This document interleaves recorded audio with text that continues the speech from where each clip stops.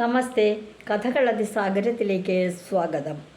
നമ്മളിപ്പോൾ പഞ്ചതന്ത്രം കഥകളാണ് പറഞ്ഞുകൊണ്ടിരിക്കുന്നത്. മേഘവർണ്ണൻ എന്ന രാജാവിന്, കാക്കകളുടെ രാജാവിന് മന്ത്രിയായ ചിരഞ്ജീവി പറഞ്ഞു കൊടുക്കുന്നൊരു കഥയാണ് ആടിനെ പട്ടിയാക്കുന്ന കഥ. ആടിനെ പട്ടിയാക്കുന്ന കഥ എന്താണെന്ന് വെച്ചാൽ, ഒരു തെറ്റ് തന്നെ ഒരുപാട് പ്രാവശ്യം പറയുമ്പോൾ ശരിയായി മാറി വരുന്ന ഒരു കാലമാണ്, മഹാമോശമായൊരു കാലമാണിപ്പോൾ. അതിന് ഉദാഹരണമാണ് ഒരു രാജ്യത്ത് ക്ഷാമം ആകെ അങ്ങനെ ഭക്ഷണത്തിനും വസ്ത്രത്തിനും ഒരുപാട് കാലം മഴയില്ലാതെ കണ്ടായി. അപ്പോൾ ദാരിദ്ര്യമായി, കൃഷിയൊക്കെ നശിച്ചു, ആടുമാടുകൾക്കും ഒക്കെ ജീവിക്കാൻ ബുദ്ധിമുട്ടായി. അങ്ങനെ ഇരിക്കുമ്പോൾ പണ്ടൊക്കെ വിശ്വാസം എങ്ങനെയാണെന്ന് വെച്ചാൽ, മഴ ലഭിക്കണമെങ്കിൽ ദേവേന്ദ്രന് യാഗം നടത്തണം. ആ യാഗത്തിന് ആട് എന്ന് പറയുന്നൊരു മൃഗം വളരെ അത്യാവശ്യമാണ്. അപ്പോൾ ഒരു ബ്രാഹ്മണൻ എന്ത് വിചാരിച്ചു, ഞാനായിട്ടൊരു യാഗം നടത്താം, ഒരു യജ്ഞം നടത്താം. അങ്ങനെ ആയാലെങ്കിലും മഴ പെയ്യട്ടെ, നാട് നന്നാവട്ടെ, ഇവിടുത്തെ ദാരിദ്ര്യമൊക്കെ മാറട്ടെ, സാധാരണക്കാരുടെ കഷ്ടതകളൊക്കെ തീരട്ടെ എന്ന് കരുതി സന്മനസ്സോടെ അദ്ദേഹം ഒരു യാഗം നടത്താൻ നിശ്ചയിച്ചു.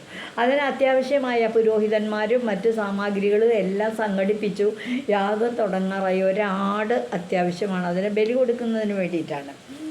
ആ ആടിനെ വാങ്ങാനായിട്ട് അടുത്തുള്ള രാജ്യത്ത് പോയിട്ട് ഒരു അങ്ങാടിക്കാരനിൽ നിന്നാണ് ആടിനെ വാങ്ങിച്ചത്. അതിനെന്നിട്ട് നടത്തിക്കൊണ്ട് വരിക. അപ്പോൾ ആ കുറച്ച് ദുഷ്ടന്മാരങ്ങോട്ട് സംഘടിച്ചു, ഒരു 4-5 പേര്.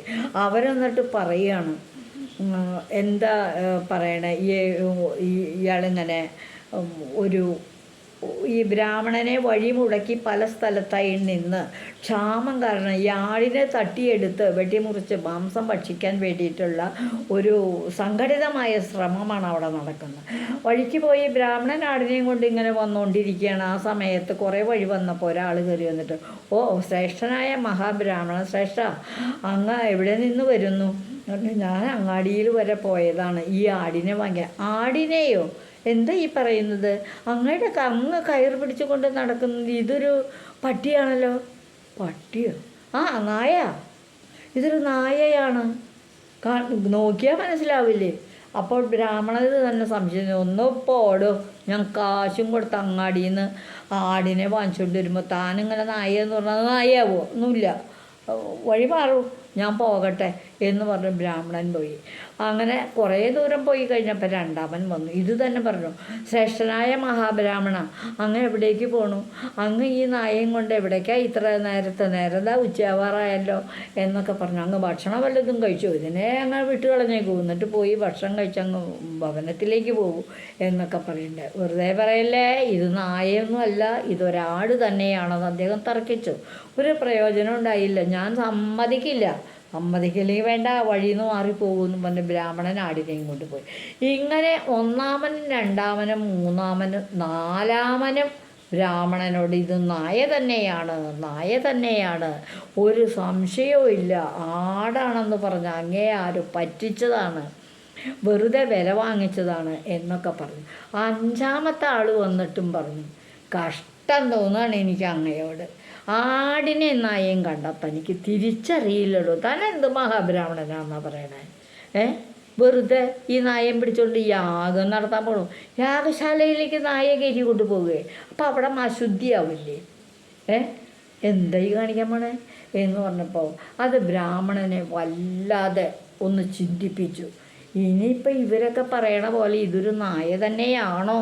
അദ്ദേഹം തിരിഞ്ഞു നോക്കി.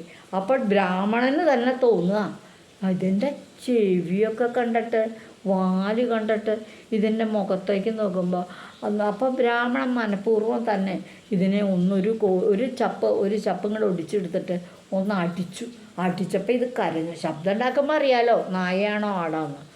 സംഗതി വശ ആ ആടിൻ്റെ കരച്ചിൽ ആ സമയത്ത് ബ്രാഹ്മണന് അനുഭവപ്പെട്ടത് നായയുടെ ഒരു ശബ്ദമായിട്ടാണ്. ഉടൻ തന്നെ ബ്രാഹ്മണൻ പറഞ്ഞു, അങ്ങാടിക്കാരൻ തന്നെ പറ്റിച്ചു, ആടാണെന്ന് പറഞ്ഞ് തന്നെ ഏൽപ്പിച്ചത്, തൻ്റെ ഇത് പണം വാങ്ങി തനിക്ക് തന്നതൊരു നായയായിരുന്നു. ഈ വഴിപ്പോക്കര് ഇവർ പറഞ്ഞത് വഴിക്ക് വെച്ച് പറഞ്ഞ ഈ സുഹൃത്തുക്കളൊക്കെ പറഞ്ഞു ഇത് ശരി തന്നെയാണെന്ന് പറഞ്ഞ് ആടിനെ അങ്ങ് വിട്ടു കളഞ്ഞു. ബ്രാഹ്മണൻ അങ്ങ് പോയി. ആടിനെ വിട്ടേച്ച് ബ്രാഹ്മണൻ പോയി എന്ന് കണ്ടപ്പോൾ കൂടെ കൂടെ ഓരോരുത്തർ തിരിഞ്ഞ് വന്നിരുന്നവൻ അഞ്ചാമൻ്റെ ഈ ശ്രമം കൂടി വിജയിച്ചു. ആടിനെ വിട്ടേച്ച് ഉപേക്ഷിച്ച് പോയി ബ്രാഹ്മണൻ എന്നറിഞ്ഞ വഴിക്ക് ഉടനെ ആ ആടിനെ ഓടിപ്പോയി പിടിച്ചു കൊണ്ടുവന്ന് അതിൻ്റെ കഴുത്ത് വെട്ടി തൊലി പൊളിച്ച് മാംസം എടുത്ത് ഭംഗിയായിട്ടങ്ങോട്ട് പാചകം ചെയ്ത് സുഖമായിട്ടങ്ങോട്ട് ഭക്ഷണം കഴിച്ചു. അതാ ഉണ്ടായത്. വീണ്ടും വീണ്ടും വീണ്ടും ആവർത്തനം കൊണ്ട് തെറ്റിദ്ധരിപ്പിച്ച് ശത്രുക്കൾക്ക് ആവർത്തിച്ച് തെറ്റ് ചെയ്യിപ്പിക്കാനായിട്ട് സാധിക്കും. അപ്പം ചിരഞ്ജീവി പറയുകയാണ്, മൂങ്ങകളുടെ രാജാവ് ഒരിക്കലും കാക്കകളെ സംരക്ഷിക്കുന്ന ചരിത്രം ഉണ്ടാവില്ല.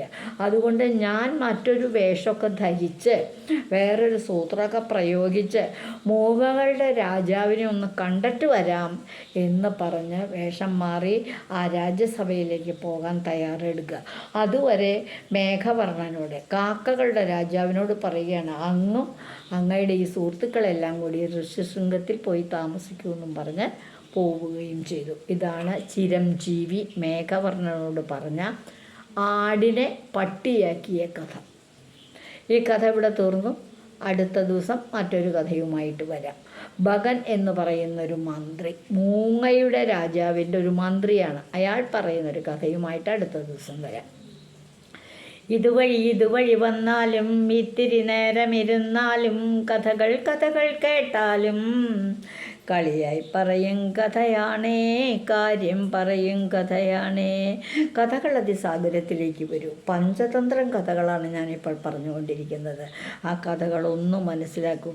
എല്ലാത്തിലും ഉണ്ട് ഗുണപാഠം. നമ്മുടെ ഭാരതത്തിൻ്റെ സമ്പത്താണ്, പൈതൃക സമ്പത്താണ് കഥകൾ അതിസാഗരത്തിലൂടെ ഇപ്പോൾ പറഞ്ഞുകൊണ്ടിരിക്കുന്ന പഞ്ചതന്ത്രം കഥകൾ. ഒരു ഭരണാധികാരിക്കുണ്ടായിരിക്കേണ്ട 5 തന്ത്രങ്ങൾ തൻ്റെ പുത്രന്മാരെ പറഞ്ഞ് മനസ്സിലാക്കുന്നതിന് വേണ്ടി മഹാഗുരുവായ സോമശർമാവ് പറയുന്ന കഥകളാണിത്. എല്ലാം പഞ്ചതന്ത്രം കഥകൾ നമ്മളൊന്ന് മനസ്സിലാക്കുന്നേ. എല്ലാവർക്കും നന്ദി.